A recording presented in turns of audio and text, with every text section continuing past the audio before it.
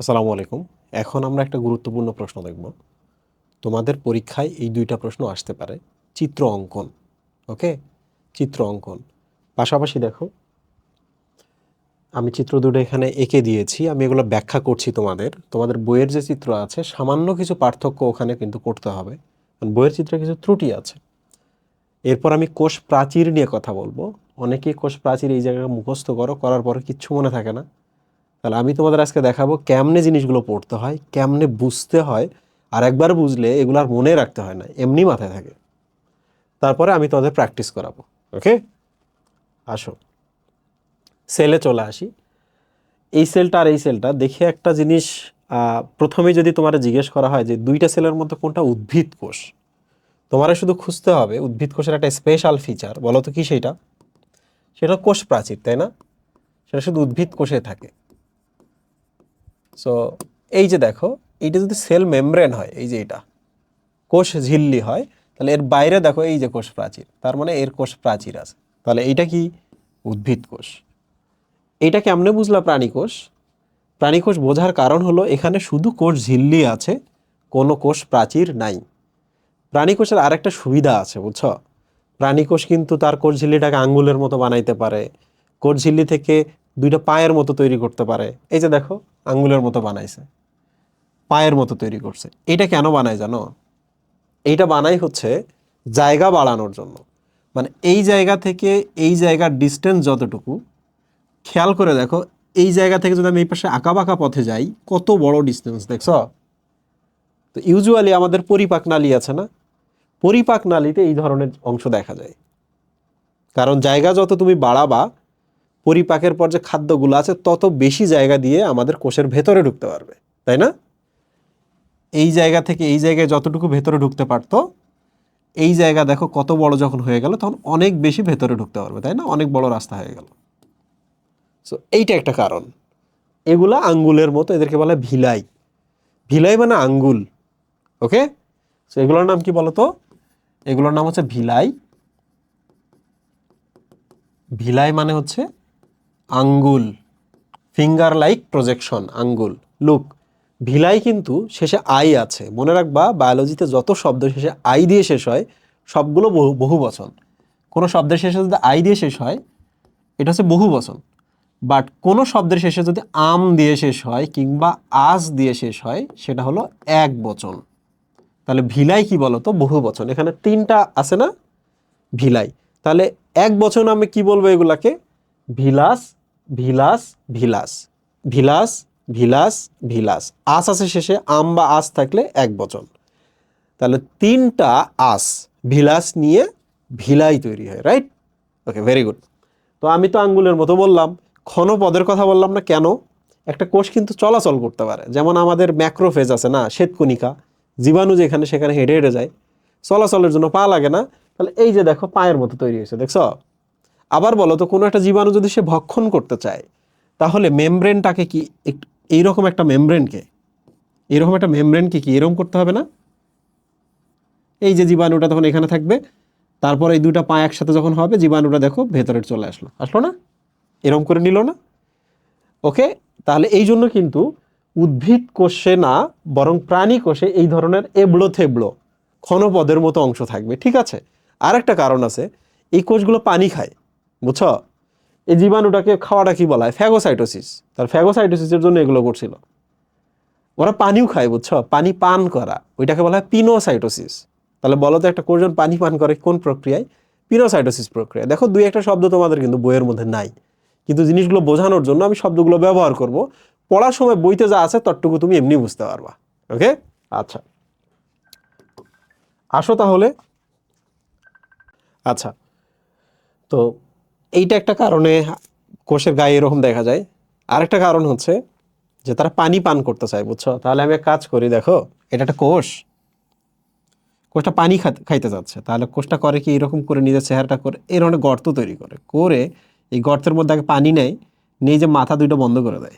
তাহলে বলো তো, পানিটা কি কোষের ভেতরে আসলো না? তাহলে দেখো এই ধরনের গর্ত আছে কিনা, এখানে আছে কিনা? আছে। তাহলে এইটা আমরা কিভাবে চিনবো? কোষ প্রাচীর দিয়ে। আর এই কোষটা আমরা কিভাবে চিনবো? যদি কখনো আসে শনাক্তকারী বৈশিষ্ট্য, তখন কি করবা? ভিলাই আছে, ফ্যাগোসাইটিক ক্ষণপদ আছে, পিনোসাইটিক গহ্বর আছে। ডান। আরেকটা পার্থক্য দেখো, এইটার মধ্যে কিন্তু বিশাল একটা কি আছে বলো তো, কোষ গহ্বর আছে। কিন্তু এটার মধ্যে দেখো কোষ গহ্বর, এটা কিন্তু কোষ গহ্বর না, এটা অন্য নাম, বুঝছো? এটা কিন্তু অন্য নাম। তো কোষ গহ্বর থাকার কারণ কি জানো? তোমরা বলো তো, ওর গায়ের চারপাশে যখন কোষ প্রাচীর দেওয়া হয়, ও অনেক শক্ত হয়ে যায় না? ও নড়াচড়া করতে পারে?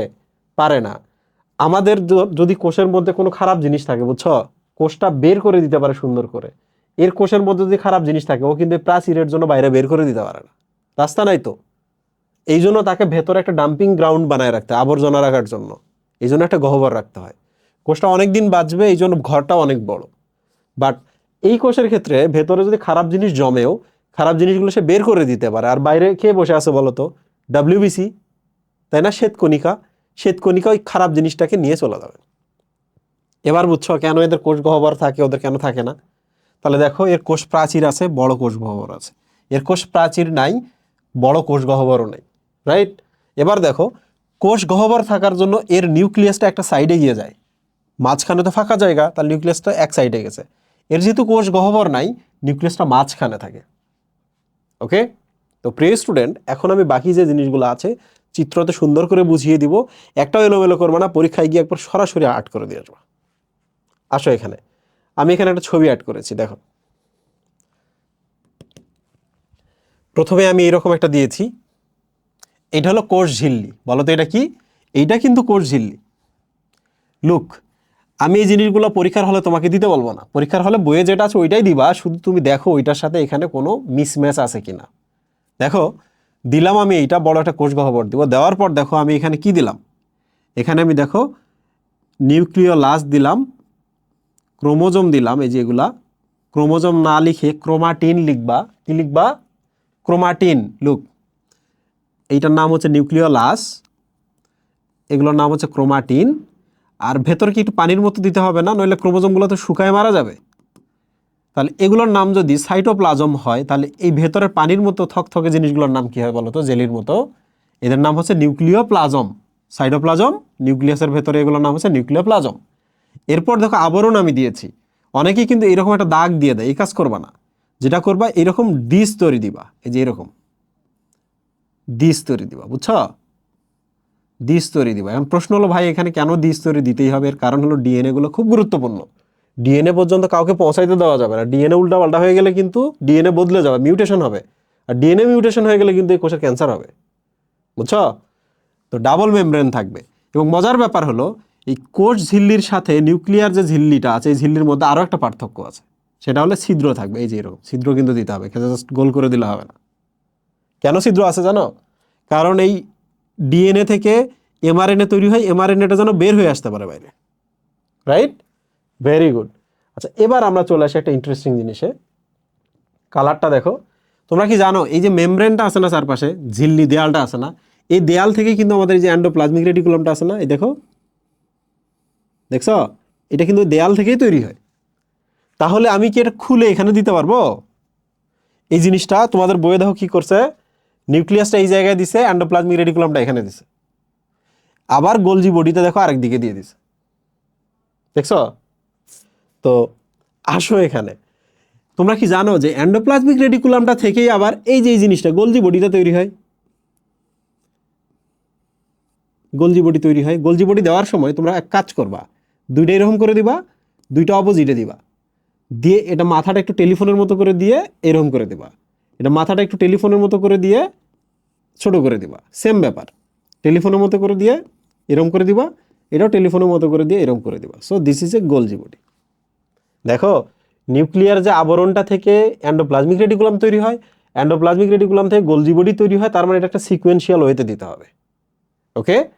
আরেকটা জিনিস দেখো, গোলজি বডির মাথাটা খুলে গেলে এরকম লাইসোসোম তৈরি হয়। কিন্তু তোমরা কি জানো উদ্ভিদ কোষে লাইসোসোম নাই? উদ্ভিদ কোষে লাইসোসোম নাই। এই যে দেখো, তোমাদের বইয়ের মধ্যে দেওয়া আছে লাইসোসোম। উদ্ভিদ কোষে লাইসোসোম নাই, প্রাণী কোষের মধ্যে লাইসোসোম আছে, তাই না? ওকে, সো যাই হোক, তোমাদের বইয়ে যেহেতু দেওয়া আছে, তোমরা এক কাজ করবা, এখানে লাইসোসোমটা দিয়ে দিবা। মনে রাখবা, এই গোলজি বডির মাথাটা খুলে গেলে, এই দেখো মাথাটা যে খুলে যায়, এটা লাইসোসোম হবে না? হবে। তাহলে একটা সিকোয়েন্স থাকতে হবে, nucleus, endoplasmic reticulum, Golgi body, lysosome, একটা সিকোয়েন্স রাখতে হবে। সেকেন্ডলি দেখো, যে এন্ডোপ্লাজমিক রেটিকুলামগুলো তুমি এখানে দিবা, তোমরা কি জানো রাইবোজোম ভেতরে তৈরি হয়? এই যে এখানে রাইবোজোম তৈরি হয়, নিউক্লিয়ল আছে, রাইবোজোমগুলো ডট ডটগুলা এই পাশে বের হয়ে আসে, এসে দেখো এই যে এর গায়ের মধ্যে দেখো থাকতেছে, দেখছো? তাহলে দূরে যেগুলা এন্ডোপ্লাজমিক রেটিকুলামের যেগুলো দূরে, ওখানে রাইবোজোম দিবা না, কাছেরগুলোর উপরে রাইবোজোম দিবা। তো কাছেরগুলা নাম হয়ে যাবে অমসৃণ এন্ডোপ্লাজমিক রেটিকুলাম, একটু দূরেরগুলা হয়ে যাবে মসৃণ এন্ডোপ্লাজমিক রেটিকুলাম। এবার বুঝছো? এইভাবে কিন্তু পড়তে হয়। প্রত্যেকটার আমি কারণ সহ দিয়ে দিচ্ছি। ডান। আচ্ছা, দেখি আর কিছু বাকি আছে কিনা। আচ্ছা, উদ্ভিদ কোষ হলেও তো মাইটোকন্ড্রিয়া লাগবে কিনা? মাইটোকন্ড্রিয়া দিয়ে দিবা, একটা দিবা। ক্লোরোপ্লাস্ট দিয়ে দিবা, কারণ উদ্ভিদ তো সালোক সংশ্লেষণ করবে, ক্লোরোপ্লাস্ট দেওয়া ডান। আর বিভিন্ন অঙ্গাণুগুলো যেন ঠিকঠাক জায়গায় থাকে এই ধরনের কিন্তু সাইটোস্কেলিটন কিন্তু দিতে হয়, কোষের মধ্যে সাইটোস্কেলিটন দিতে হয়, তাই না? ওই যে মাইক্রোটিউবিউল, মাইক্রোফিলামেন্ট, ইন্টারমিডিয়েট ফিলামেন্ট, নানা ধরনের নাম আছে না, ওগুলো দিতে হয়। সো প্রিয় স্টুডেন্ট, এইভাবে তোমরা উদ্ভিদ কোষটা অঙ্কন করবা। এবার এখানে চলে আসো। এখানে দেখো আমরা ওর যে ক্লোরোপ্লাস্ট দিয়েছিলাম, প্রাণী কোষের মধ্যে ক্লোরোপ্লাস্ট দেয়নি, কিন্তু এখানে একটু ইউনিক চেঞ্জ আছে। কি আছে দেখো, দিস ইজ মাইটোকন্ড্রিয়া থাকবে, আমাদের নিউক্লিয়াসটা মাঝখানে থাকবে, ওইটা যেমন এইটা তেমন নিউক্লিয়াস। তারপরে এই যে দেখো অমসৃণ এন্ডোপ্লাজমিক রেটিকুলাম, শুরুরগুলা, দূরেরটা মসৃণ, এটা অমসৃণ, এটা হচ্ছে মসৃণ। তাহলে এগুলা কি বলতো? এগুলোর নাম হচ্ছে গোলজি বডি। এটার নাম কি বলতো? লাইসোসোম, তাই না? লাইসোসোম। এগুলোর নাম কি বলতো? সবাই মিলে কি ভিলাই, তাই না? এগুলোর নাম কি বলতো? কোষ কঙ্কাল। তোমরা জানো এগুলো কেন লাগে? যেগুলা এগুলো বাঁশের মতো, বুঝছো, ফ্রেম তৈরি করে রাখে, যেন এই জিনিসটা এখান থেকে খুলে এদিকে না যায়, তাই না? ফ্রেম ট্রেম দিয়ে আমরা এগুলোকে আটকায় রাখবো। কোনো কারণে যদি এই যে এই জিনিসটা এখান থেকে যদি এখানে যাইতে চায়, তাহলে সে করে কি এটার উপর দিয়ে হেঁটে হেঁটে হেঁটে হেঁটে এটাতে যায়, তখন ট্রেন লাইনের মতো ব্যবহার করা হয়। তার মানে প্রত্যেকটা জিনিস তোমাকে দিতে হবে। তো এখানে লিখে রাখবা কোষ কঙ্কাল। আচ্ছা, এখন পারলে নিচের দিকে একটু এইরকম করে দিয়ে দিবা। সো প্রিয় স্টুডেন্ট, এই হলো দুইটার মধ্যে পার্থক্য। কিন্তু এটাতে আরেকটা জিনিস আছে, এই যে এটার নাম দেখছো, এটার নাম হলো সেন্ট্রোসোম। সেন্ট্রোসোম। তোমাদের এই জায়গার মধ্যে দেখো সেন্ট্রোসোমটা কি করছে, এই যে সেন্ট্রোসোম, এই যেখানে কোথায় জানো এখানে একটা দিয়ে দিছে, এর এই পাশে আবার দিয়ে দিছে গোলজি বডি। আল্লাহ জানে কেন এইভাবে দিয়ে দিছে। গোলজি বডি তো এখানে হওয়ার কথা না, গোলজি বডি এখানে। তোমরাই দেখো না, এখানে যদি কোনো প্রোটিন তৈরি হয়ে যাবে গোলজি বডিতে, গোলজি বডি ওইটা নিয়ে কোষের বাইরে বের করে দিবে, তাহলে গোলজি বডি তুমি এখানে রাখলে হবে? গোলজি বডি এখানে নিয়ে আসতে হবে। যাই হোক, সেন্ট্রোসোম, এই সেন্ট্রোসোমের নাম সেন্ট্রোসোম কেন জানো? কারণ ওটা সেন্ট্রালে থাকে। সেন্ট্রাল মানে হচ্ছে কেন্দ্র, কেন্দ্র মানে নিউক্লিয়াস। তাহলে সেন্ট্রোসোম মানে হলো যে নিউক্লিয়াসের কাছে থাকে। তাহলে আমি এক কাজ করেছি, দেখো সেন্ট্রোসোমটা নিউক্লিয়াসের কাছে দিয়েছি। ওকে, সেন্ট্রোসোম মানে কি? সেন্ট্রোসোম মানে হলো চারপাশে একটু তরল ডরল থাকবে, এরকম মেমব্রেন কিন্তু থাকবে না, এরকম করে দিও না, এরকম তরল একটু ঘন থাকবে। আর দেখো দুইটা পাইপ থাকে পরস্পর সমকোণে, এই দেখো এই পাশে একটা গেছে, এই পাশে একটা গেছে, দেখছো? পরস্পরের সমকোণে দুইটা পাইপ থাকে। কি রকম দেখো, এই যে এইরকম করে একটা পাইপ, এরকম করে আরেকটা পাইপ, তারপর এরকম করে দিয়ে দেবা। So this is centrosome. Okay, জিনিস লিখবা, জিনিস আর্ট করবা, জিনিস সুন্দর করবা। ভাইয়া আপনি যে ভাই বলেন এইভাবে দিলে কি মার্ক দিবে? এইভাবে দিলে আরো বেশি মার্ক দেবে, কারণ তোমার যে টিচার তোমার বায়োলজি পড়ায় সে বায়োলজি সম্পর্কে জানে ভালোই তোমার থেকে। ওকে, আচ্ছা, সো আমরা এটা পড়ে ফেললাম। এখন আমাদের কাজ হলো কোষ প্রাচীর পড়তে হবে। কোষ প্রাচীর আমি তোমাদের 2-3 মিনিটের মধ্যে শেষ করে দিচ্ছি। দেখো সংক্ষেপে দেখো, এটা একটা কোষ, এটা একটা কোষ, দুইটা কোষ তৈরি হয়েছে কোথা থেকে জানো? এই যে এই কোষটা থেকে। মাঝখানে দেখো আগাচ্ছে, এও আগাচ্ছে, আগাচ্ছে, এও আগাচ্ছে, আগাচ্ছে, আগাচ্ছে, দেখছো দুইজন মিলে ভাগ হয়ে দুইটা হয়ে গেল। হয়েছে কি না? যখনই দুইটা হয়ে যায়, এরা যদি উদ্ভিদ কোষ হয়, উদ্ভিদ কোষ অনেক শক্ত হইতে হবে না, কারণ উদ্ভিদ তো আনলিমিটেড লম্বা হয়, উদ্ভিদ তো নইলে পড়ে যাবে। তাহলে উদ্ভিদ কোষে একটা দৃঢ়তা লাগবে, আর দৃঢ়তার জন্য সবার আগে দুই কোষের মাঝখানে কিছু উপাদান জমা হওয়া শুরু হবে। ইন্টারে গেলে আমি তোমাদের এগুলো শেখাবো সুন্দর করে। এটাকে আমি বলি পাপ। পাতে পেকটিন আর পতে ফ্রাগমোপ্লাস্ট, পাফ, পেকটিন, ফ্রাগমোপ্লাস্ট। এর অ্যাকচুয়ালি সাইটোপ্লাজম থেকে আসে। এগুলো কি জিনিস জানার দরকার নেই। তো মনে রাখবা মাঝখানে যেহেতু সে আসছে এর নাম কি হবে বলো তো? এর নাম হবে মধ্যপর্দা। কেন এর নাম মধ্যপর্দা জানো? মাঝখানে থাকে। প্রশ্ন হলো ভাই মাঝখানে ওর কাজ কি? কিছুই না। তুমি আমারে বলো তো কোনো একটা জায়গায় যদি কিছু না দিই এর উপরে আমি কি ফ্রেম তুলতে পারবো? পারবো না। তাহলে এটা ভিত্তি, এইটার উপরে কিন্তু প্রাচীর তৈরি হয়। এটা কিন্তু প্রাচীর না, মধ্যপর্দাটা কিন্তু কোষ প্রাচীর না, ওটা একটা ফ্রেম। ওর ফ্রেমের উপরে প্রাইমারি ওয়াল, সেকেন্ডারি ওয়ালগুলো তৈরি হবে। এবার দেখো প্রাইমারি ওয়াল এবং সেকেন্ডারি ওয়াল। দেখো এই যে দেখো একটা লেয়ার তৈরি হলো, দেখো আর একটা লেয়ার তৈরি হলো, দেখছো? তাহলে এটা কোষ, এটা কোষঝিল্লি, কোষঝিল্লি থেকে দেখো প্রাইমারি ওয়ালটা দূরে, কোষঝিল্লির বাইরে প্রাইমারি ওয়াল, তারপর হচ্ছে মধ্যপর্দা। এটা কোষ, সাইটোপ্লাজম, কোষঝিল্লি, তারপর হচ্ছে প্রাইমারি ওয়াল, প্রাইমারি মানে প্রথম, প্রাইমারি ওয়াল, তারপর মধ্যপর্দা। দেখছো কথা এখানেই শেষ না। এই কোষটা যদি ভাবে আমার আরো বয়স হইতে হবে, ওকে, তাহলে সে করে কি মাঝখানে আরো কিছু লেয়ার তৈরি করে। দেখো 1 2 3 1 2 3 1 2 3 1 2 3, দেখছো? ব্যাপারটা এমনই না, ব্যাপারটা কিন্তু এইরকম।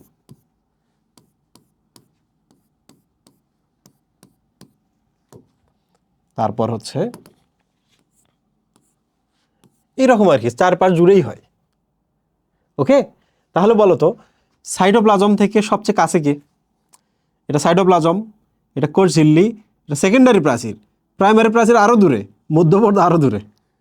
বুঝছো মানুষ কি ভাবে? এটা কোষ, তার মনে হয় প্রাইমারি, তার মনে পরে মনে হয় সেকেন্ডারি। না, কোষ, সেকেন্ডারি ওয়াল, তারপর প্রাইমারি ওয়াল, তারপর মধ্যপর্দা, যত দূরে যাবা। বুঝছো? তো এখন আমি চলে আসি এই উপাদানগুলো কিভাবে তৈরি হয় এটা দেখানোর জন্য। দেখো এই বলো তো যখন আমরা প্রাইমারি স্কুলে পড়ি আমাদের বাবা মা আমাদের অনেক আদর সোহাগ করে না? কি করে? আদর সোহাগ করে। প্রাইমারি যখন পড়ি তাহলে এইভাবে মনে রাখবা, প্রাইমারি কোনটা বলো তো? এইটা প্রাইমারি। তাহলে প্রাইমারি মনে রাখবে এইভাবে, সোহাগ। ওকে, সোহাগ। সেকেন্ডারি মানে কি? এই যে সেকেন্ডারি দেখতে পাচ্ছ না, দিস ইজ সেকেন্ডারি। এটা ইন্টারমিডিয়েট থেকে আমি বলতেছি, তাহলে দেখবা এই যে উল্টাপাল্টা যে জিনিসগুলো আছে না এগুলো বোঝাই যাবে। সেকেন্ডারি কি? সেকেন্ডারি মানে সেকেন্ড, দ্বিতীয়। বিয়ে বাড়িতে যদি যাও আর নিজের নিজের শ্বশুর বাড়িতে যদি যাও, বলো তো সবার আগে গুরুত্বপূর্ণ কে? বউ নাকি শালি? প্রাইমারি টার্গেট কিন্তু বউ, তাকে কিন্তু রাগানো যাবে না, আবার শালির সাথেও খারাপ ব্যবহার করা যাবে না, রাইট? কিন্তু শালি সেকেন্ড চয়েস, ঠিক কি না? এখন দেখো সেকেন্ডারি ওয়াল যেটা, প্রাইমারি প্রাচীর, পরেরটা নাম হলো সেকেন্ডারি প্রাচীর। সেকেন্ডারি প্রাচীরটা এইভাবে মনে রাখবো, শালি। প্রথম তো বউ, সেকেন্ড হলো শালি। তাহলে দেখো আমরা যখন প্রাইমারিতে পড়ি তখন আমাদের বাবা মা অনেক আদর সোহাগ করে। সেকেন্ডারি মানে হলো সেকেন্ডারি গুরুত্ব হচ্ছে শালি। তাহলে এবার দেখো সুন্দর করে আমি তোমাদের জিনিসগুলো এক্সপ্লেইন করছি। শোতে হচ্ছে সেলুলোজ, সেলুলোজ। হাতে হচ্ছে হেমিসেলুলোজ, হেমিসেলুলোজ। গতে গ্লাইকোপ্রোটিন, গ্লাইকোপ্রোটিন। ঠিক আছে, তাহলে বলো তো প্রাইমারি প্রাচীর কোন কোন উপাদানগুলোতে তৈরি হয়? সেলুলোজ, হেমিসেলুলোজ আর গ্লাইকোপ্রোটিন। প্রাইমারিতে আদর সোহাগ বেশি করে, সোহাগ, সেলুলোজ, হেমিসেলুলোজ, গ্লাইকোপ্রোটিন। শালি, সাথে দেখো সেলুলোজ, মানে সেকেন্ডারি প্রাচীরেরও প্রধান উপাদান কি? সেলুলোজ। লিতে লিগনিন। ঠিক আছে, লিতে লিগনিন। তোমরা কি জানো আমাদের কাঠস যেগুলা শক্ত কেন? লিগনিন বললে যে উপাদানটা আছে এটা খুবই শক্ত, যে কারণে আমাদের চেয়ার টেবিল যেগুলো দেখি না আমরা, শব্দ হয় না টকটক করলে চেয়ার টেবিলগুলা? কেন শব্দ হয় জানো? লিগনিন নামক রাসায়নিক উপাদানের জন্য।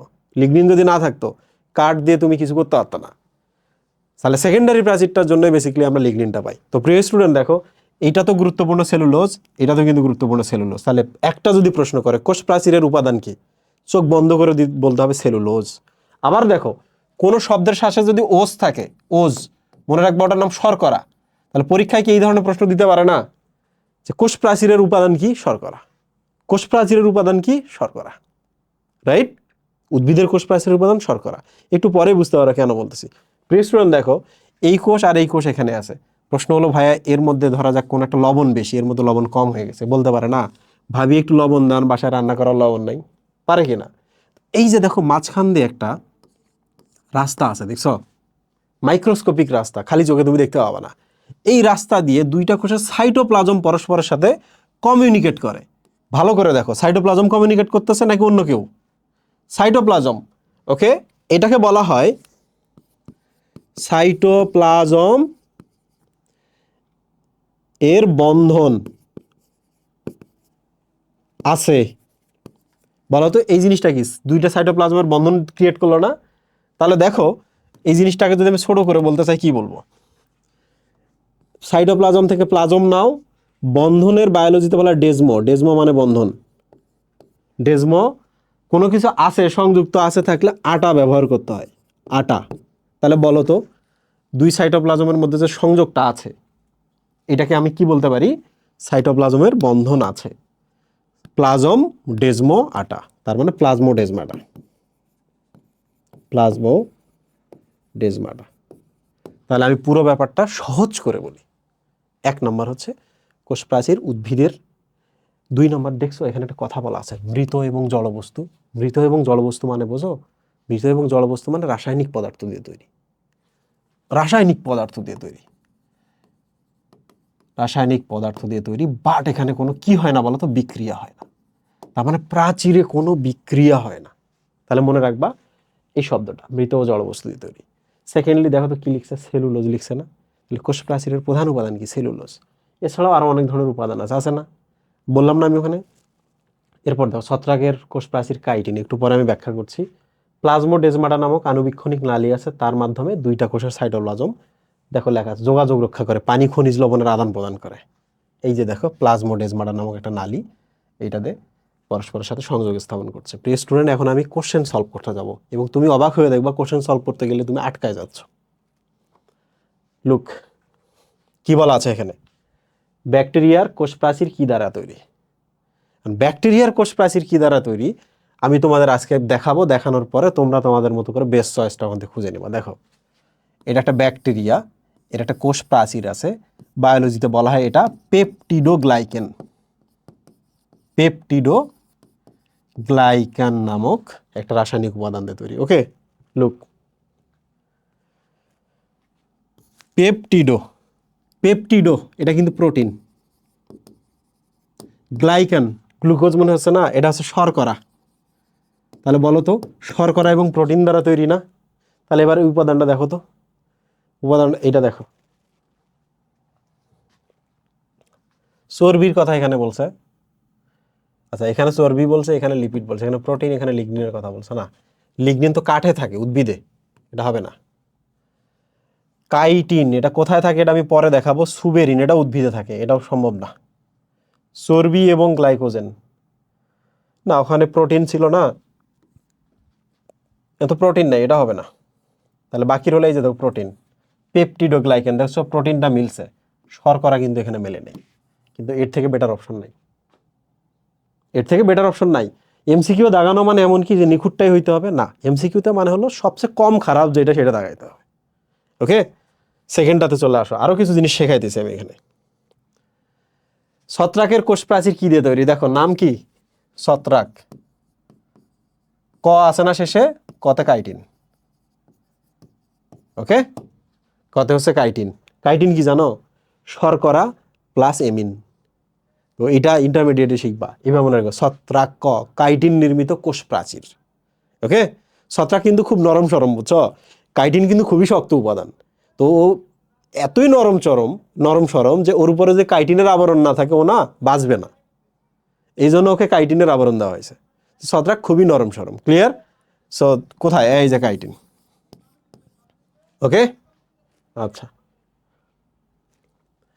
নিচের কোনটির কোষ প্রাচীর কাইটিন দিয়ে তৈরি? আবার ছত্রাক ক কাইটিন। পলিস্যাকারাইড দিয়ে তৈরি হয় কোনটির কোষ প্রাচীর? প্রিয় স্টুডেন্ট, এখানে আমি একটু দেখাই। পলিস্যাকারাইড দাও, পলি মানে হচ্ছে বহু, স্যাকারাইড মানে কিন্তু শর্করা, সুগার। তারপরে শর্করার কথা এখানে বলা হচ্ছে।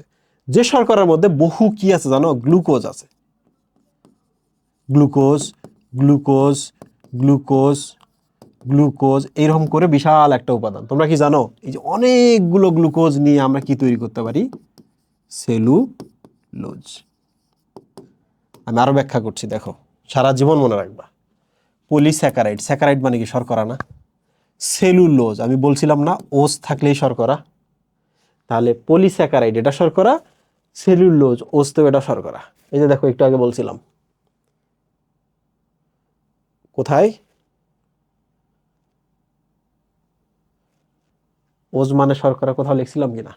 হ্যাঁ এই যে ওজ মানে শর্করা। আমার প্রত্যেকটা স্লাইডের প্রত্যেকটা ওয়ার্ড দেখবা, বুঝছো? চোখ কান না খুললে এগুলো হবে না।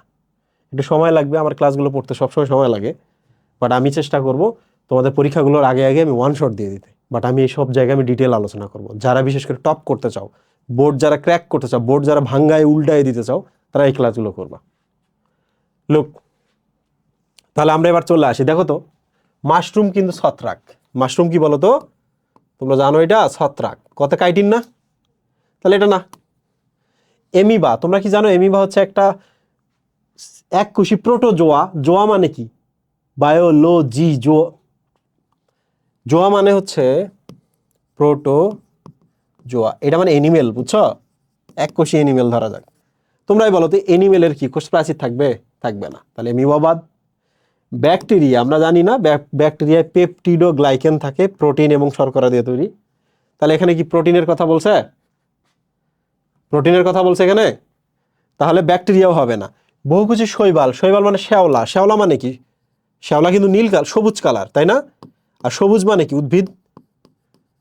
উদ্ভিদ না? তোমরাই বলো তো উদ্ভিদের কোষ প্রাচীরের প্রধান উপাদান মনে রাখতে বলছিলাম কি? সেলুলোজ না? দেখছ, বহুকুচি শৈবাল, তার মানে এরা হচ্ছে সবুজ উদ্ভিদ। উদ্ভিদের কোষ প্রাচীর প্রধান উপাদান কি? সেলুলোজ। দেখছো, সেলুলোজ না বলে বলছো পলিস্যাকারাইড। এখানে চলে আসো, নিচের কোনটির সাহায্যে পার্শ্ববর্তী কোষগুলোর মধ্যে, এটা একটা উদ্ভিদ কোষ, এটা একটা উদ্ভিদ কোষ, এখানে একটা নালী থাকে, মাইক্রোস্কোপিক নালী, এর মাধ্যমে দুই কোষের মধ্যে কানেকশন হয়, তাই না? সাইটোপ্লাজম আর সাইটোপ্লাজম, প্লাজম, দুইটার মধ্যে বন্ধুত্বপূর্ণ সম্পর্ক তৈরি হচ্ছে। ডেজমো, প্লাজম ডেজমো, তারপর প্লাজমো ডেজমাটা, রাইট? কোথায়? প্লাজমো ডেজমাটা। ওকে, আশা করছি দ্যাটস অল।